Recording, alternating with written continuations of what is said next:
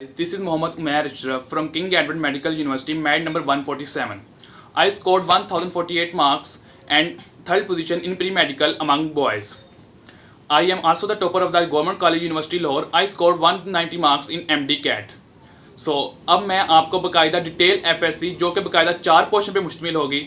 सबसे पहले होगा मेरी रूटीन क्या थी, presentation of the paper, third कौन सा मटेरियल आपने इस्तेमाल करना है, और चौथा मैं बकायदा आपको सब्जेक्ट वाइज बताऊंगा कि आपकी कैसी स्टडी होनी चाहिए।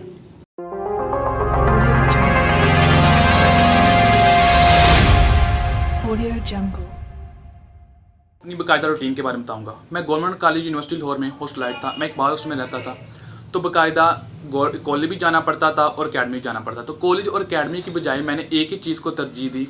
मैंने बकायदा अपने अकेडमी को तरजीह दी। अकेडमी में बकायदा यूनिक मुस्लिम टाउन में पढ़ता था, तो बकायदा वही टाइम जो बकायदा कॉलेज जाना होता था वही टाइम मैं बकायदा अपने अकेडमी के लिए टेस्ट वगैरह तैयार करने में गुजारता था। मैं क्या करता था, इवनिंग क्लासेस होती थी हमारी, तो इवनिंग क्लासेस 4 से 8 होती थी। अपने अकेडमी में टाइम गुजारा, तो उसके बाद अपना हॉस्टल आया।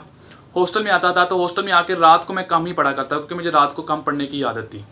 तो मैं जल्दी सो जाया करता था, तो मैं सुबह जल्दी उठता था। और बकायदा अब मेरी पहली तरजीह बकायदा अपना टेस्ट तैयार करनी होती थी, जो डेली बेसिस पे बकायदा हर अकेडमी वगैरह हो, यूनिक हो, किप्स हो, स्टार हो, या कोई भी लोकल अकेडमी, हर अकेडमी डेली बेसिस पे टेस्ट लेती है। तो बकायदा मेरी पहली तरजीह अपना बकायदा टेस्ट तैयार करना होती थी। तो सबसे पहले मैं अपना टेस्ट तैयार करता था, चाहे वो कोई भी हो। टेस्ट तैयार करने के बाद मेरा पहला काम ये होता था कि वही स्पेयर टाइम जो मेरे पास बचता था वो बकायदा मैं अपने लेक्चर्स वाई करता था, जो डेली बेस पे हमारे लेक्चर्स थे। अपने कॉन्सेप्ट्स को स्ट्रॉन्ग करता था, साथ साथ थोड़ा सा फ़न भी करता रहता था, हल्का फुल्का, लेकिन मैं बकायदा अपने लेक्चर्स पर ज़्यादा कंसंट्रेट करता था। वही टाइम जो बकायदा मैंने कॉलेज गुजारना होता था वही टाइम बकायदा मैं अपने अकेडमी के अपने टेस्ट वगैरह तैयार करने में और बकायदा अपने लेक्चर्स को स्ट्रॉन्ग करने के लिए करता था। और बकायदा ऐसे ही मेरी रूटीन थी। About paper presentation, both English plus Urdu subject. Paper presentation को हम पहले 4 पॉइंट्स में डिवाइड कर लेते हैं। सबसे पहले हैंड राइटिंग, क्लीननेस, बेसिस और बकायदा हेडिंग्स। अब बात करते हैं हम सबसे पहले हैंड राइटिंग। बेशक हैंड राइटिंग बहुत इंपॉर्टेंट रोल प्ले करती है बकायदा पेपर प्रेजेंटेशन में, पर हैंड राइटिंग के साथ साथ बकायदा अगर आपकी नॉर्मल हैंड राइटिंग भी हो, प्लस कि आपके पेपर की सफाई सुथराई है, आपने बकायदा खुला खुला लिखा हुआ है, तो ये चीज़ बकायदा ज़्यादा अट्रैक्ट करती है चेकर्स को बनिस्बत आपकी राइटिंग बहुत एक्स्ट्रा ऑर्डिनरी हो।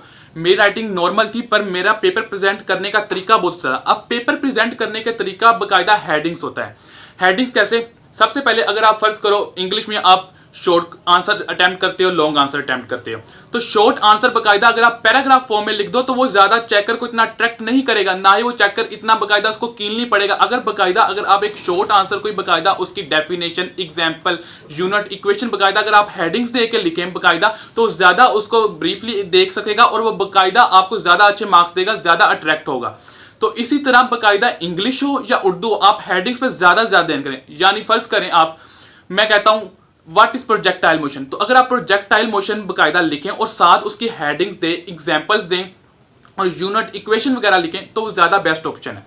तो अगर आप बात करें, हम बकायदा बच्चों का बहुत सही सवाल आता है कि मैंने लॉन्ग फुल अटैम्प्ट किया है, फुल मैंने किया है, लेकिन मुझे मार्क्स पूरे नहीं मिले। मार्क्स पूरे ना मिलने की वजह उसकी पैराग्राफिंग फॉर्म है, जो उसने पैराग्राफ फॉर्म में एक फुल लॉन्ग को अटैम्प्ट कर लिया। ऐसा नहीं होता। बेशक अगर आपके नहीं दिया हुआ तो आप हेडिंग्स बनाएं। हेडिंग्स कैसे बना सकते हैं? बच्चे कुछ ऐसे भी करते हैं कि की बुक यूटिलाइज करते हैं हेडिंग बनाने के लिए। ऐसा बिल्कुल ना करें। आप बकायदा लॉन्ग पढ़ें। जब आप लॉन्ग को लिखना शुरू करें तो बकायदा वही रेलिवेंट 3-4 लाइंस के बिल्कुल आप फंक्शन, रोल, करैक्टर, टाइप्स, उसी के मुताबिक आप हेडिंग बनाएं। तो मैं आपको बकायदा यही सजेस्ट करूंगा, हेडिंग्स के लिए कोई बकायदा की बुक यूटिलाइज ना करें, बल्कि खुद से हेडिंग बनाना सीखें। हेडिंग खुद से बनाएंगे, रेलिवेंट बनाएंगे तो ज़्यादा, और हेडिंग्स बनाया करें, ताकि हेडिंग्स जब आप बनाएंगे तो अब आपका बकायदा पेपर ज़्यादा अच्छा अट्रैक्ट हो। अब बात करते हैं हम उर्दू सब्जेक्ट्स की। तो उर्दू सब्जेक्ट्स जो कि 3 है, उर्दू, मतालिया, इस्लामियात। और उर्दू सब्जेक्ट्स में मेन होता ही ज़्यादातर प्रेजेंटेशन है कि आप किस तरह अपने पेपर को प्रेजेंट करेंगे, और बकायदा इसमें सबसे मेन पोर्शन आपकी हैंड राइटिंग तो करदार, लेकिन आप ज़्यादा पेपर को अटैम्प्ट, इसमें भी बिल्कुल प्रेजेंटेशन बहुत अहम किरदार अदा करती है। I tell you about the material utilization, कि आपने ईच एंड एवरी सब्जेक्ट्स के लिए कौन कौन सी की बुक इस्तेमाल करनी है। हमारी FSC में 6 सब्जेक्ट्स होते हैं। बनिस्बत के डिस्टिंक्शन ये होती है कि बकायदा हमारे फर्स्ट ईयर में इस्लामियात होती है और सेकंड ईयर में मुतालिया पाकिस्तान होती है। तो सबसे पहले मैं आता हूँ बायोलॉजी पे। बायो के लिए मैं आपको सबसे पहले यही सजेस्ट करूंगा कि बायो के लिए आप सिर्फ टेक्स्ट बुक पे फोकस करें, कोई की बुक इस्तेमाल करने की बिल्कुल इस्तेमाल ना करें। हाँ, अगर आपको हेडिंग्स का मसला है तो आप हेडिंग्स के लिए ये करें कि बाकायदा अपनी टेक्स्ट बुक पे ही बाकायदा हेडिंग्स नोट कर लिया करें। इसलिए मैंने कोई बुक यूटिलाइज नहीं, और अगर मैं बायो के लिए आपको भी ये सजेस्ट करूंगा कि आप कोई की बुक इस्तेमाल ना करें। अब दूसरी बात आती है हमारी केमिस्ट्री की। तो केमिस्ट्री के लिए हर अकेडमी वाला बच्चा अपनी कंसर्न अकेडमी के मुताबिक ही अपना नोट्स लेता है। किप्स वाला किप्स के नोट्स, यूनिक वाला यूनिक के नोट्स। तो मैं आपको बेस्ट नोट्स बताऊंगा किप्स के, तो बेस्ट नोट्स बताऊंगा केमिस्ट्री के। तो मेरे हिसाब से केमिस्ट्री के स्कॉलर नोट्स बेस्ट हैं। क्यों बेस्ट हैं? क्योंकि जब आप टॉपिक एक पढ़ते हैं, रिवाइज करते हैं, तो स्कॉलर वालों ने ये किया है कि बाकायदा एक्सरसाइज के शॉर्ट उनके नीचे लिखे हैं ताकि आपके वो साथ साथ शॉर्ट भी कवर होते जाएं, और उनका मटेरियल भी साथ बनिस्बत बाकी बुक से बेस्ट है। इसलिए मैं यूटिलाइज करूंगा आप किप्स, स्टार, अजीम वगैरह यूनिक दूसरों से कंसल्ट करें, लेकिन बेस्ट आपके लिए केमिस्ट्री के हवाले से स्कॉलर ही है। अगर हम फिजिक्स की बात करें तो फिजिक्स में न्यूमेरिकल पोर्शन वो आप चाहे जो मर्जी बुक के लिए इस्तेमाल करें, जो मर्जी बुक। लेकिन अगर आप एक्सरसाइज शॉर्ट्स में, तो उसके लिए फिर बेस्ट स्कॉलर नोट्स ही कहूँगा, क्योंकि मैंने खुद स्कॉलर नोट्स ही इस्तेमाल किए। किप्स इस्तेमाल करें, यूनिक, ये तो आप आपके लेवल पे डिपेंड करता है, आप कंसर्न किससे हैं। कंसर्न अकेडमी मोस्टली आप पर इफेक्ट करेगी, लेकिन मैं आपको सजेस्ट करूंगा कि आप फिजिक्स के लिए बाकायदा स्कॉलर नोट्स ही इस्तेमाल करें। तो अब बारी आती है हमारी उर्दू के लिए। उर्दू मोस्टली बच्चे अपने से लिखना जानते होते हैं, मोस्टली खुद ही लिखते हैं। तो उर्दू के लिए मैं आपको सबसे पहले सजेस्ट करूंगा आप शरा सरमाया उर्दू, यूनिक, किप्स, स्टार्स, आगे अजीम, जो भी आप इस्तेमाल करना चाहते हैं। तो उर्दू बाकायदा एक बुक कंसल्ट करने से कभी तैयार नहीं होती। उर्दू के लिए बेस्ट ऑप्शन ये है कि आप ज़्यादा से ज़्यादा बुक्स कंसल्ट करें, ज़्यादा की बुक्स को देखें, तो ही आप में ज़्यादा नॉलेज होगा और आप उर्दू में बेस्ट होंगे। तो इसलिए उर्दू के लिए ज़्यादा से ज़्यादा बुक्स कंसल्ट करना सीखें। मैंने भी बिल्कुल इसी तरह, मैंने 3 बुक्स इस्तेमाल करी थी, किप्स, यूनिक और शरा सरमाया उर्दू। मैंने ये 3 बुक्स इस्तेमाल की थी उर्दू के लिए। अब बात आती है मतालिया और इस्लामियत के लिए। मोस्टली बच्चे मतालिया और इस्लामियत के लिए कोई की बुक इस्तेमाल करते हैं और ज़रूरत भी नहीं पड़ती। हाँ, अगर आपने लॉन्ग क्वेश्चन अपना थोड़ा सा उसकी लेंथ एक्सटेंसिव करनी है, उसको बढ़ाना है, तो बाकायदा कोई सबसे पहले अपना आप ध्यान सिर्फ अपनी टेक्स्ट बुक करें। अगर आपका लॉन्ग वहाँ से फुल तैयार हो जाता है, तो फिर आप उससे रेलिवेंट कोई की बुक इस्तेमाल करें कि वो की बुक जिसमें बाकायदा लॉन्ग के रेलिवेंट लिखा हो। बास की बुक्स ऐसी भी मिलती हैं जो बाकायदा रेलिवेंट लिखती है, उन्होंने बाकायदा बहुत एक्सटेंसिव लिखा होता है। तो आपने एक्सटेंसिव पे नहीं जाना, आपने बाकायदा रेलिवेंट की बुक इस्तेमाल करनी है, और उसके ताकि आपके लॉन्ग की लेंथ बढ़ जाए। मतालिया और बाकायदा इस्लामियत के लिए आप अपनी कंसर्न अकेडमीज की बुक इस्तेमाल कर लें। अब मेन पोर्शन है इंग्लिश, जिस पे बच्चे मोस्टली आके फंसते हैं। तो इंग्लिश में आपको यही सजेस्ट करूंगा कि यूनिक, किप्स वगैरह और बहुत सी बुक्स हैं, लेकिन ये डिफ़िकल्ट वर्डिंग है, इनमें डिफ़िकल्ट। तो जो बच्चे जो सिंपल वर्डिंग इस्तेमाल करना चाहते हैं, सिंपल और आसान वर्डिंग, उनको मैं यही सजेस्ट करूंगा कि वो बाकायदा तो वो बाकायदा सनशाइन इंग्लिश, क्योंकि उसमें सिंपल वर्डिंग इस्तेमाल की है। आसान वर्डिंग, सिंपल वर्डिंग।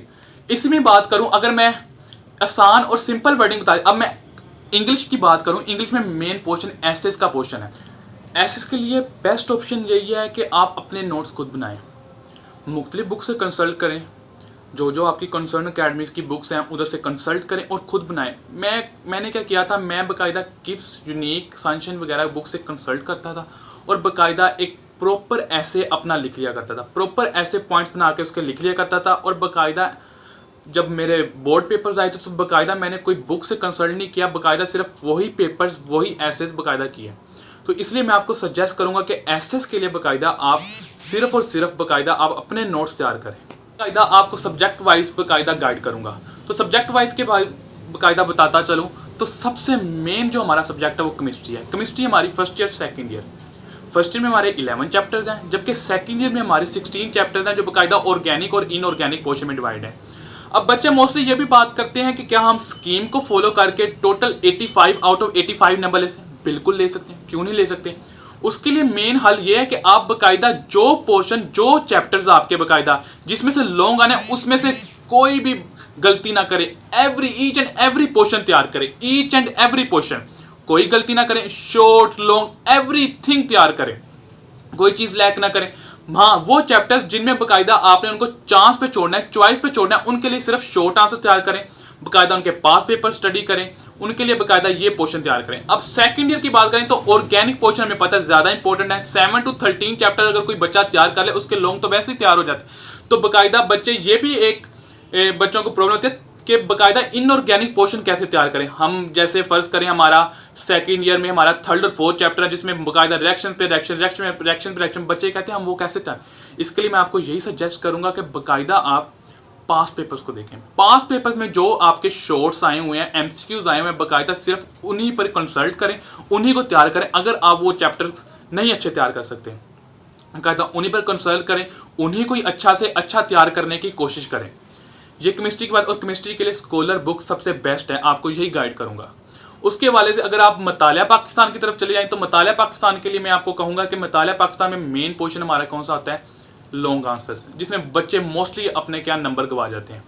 तो इसलिए मैं आपको ये सजेस्ट करूँगा, शॉर्ट आंसर्स बाकायदा होता है कि बाकायदा बच्चे सिर्फ एक्सरसाइज की तैयार करके चले जाते हैं, लेकिन बाकायदा कभी कभार शॉर्ट आंसर्स हमारे बाकायदा बुक के अंदर से भी आते हैं, अंदर कंटेंट से भी आते हैं। इसलिए बाकायदा अंदर कंटेंट को एक दफ़ा रीड ज़रूर दें, एक दफ़ा रीड देंगे बाकायदा, और लॉन्ग आंसर को बाकायदा हेडिंग्स के साथ, और बाकायदा एक लॉन्ग को बाकायदा उसकी एक मैक्सिमम लेंथ 6 to 8 पेजेस होनी चाहिए। 6 to 8 पेजेस की लेंथ बनाएं, कंसल्ट करें, अच्छे तरीके से उसको करें और बाकायदा बनाएं। और इसके लिए मैं आपको बाकायदा जो बुक सजेस्ट करने जा रहा हूँ मतालिया पाकिस्तान के लिए, उसके लिए बुक्स आप करें मतालिया पाकिस्तान के लिए किप्स कर लें, यूनिक कर लें, अपने कोई भी कंसर्न बुक जिस पे बाकायदा बुक के रेलिवेंट लिखा हो ना, बुक के क्रॉस ना जाएं, बुक से बाहर ना जाएं, बुक से बाहर जाने से नंबर नहीं मिलते, बिल्कुल बुक के रेलिवेंट।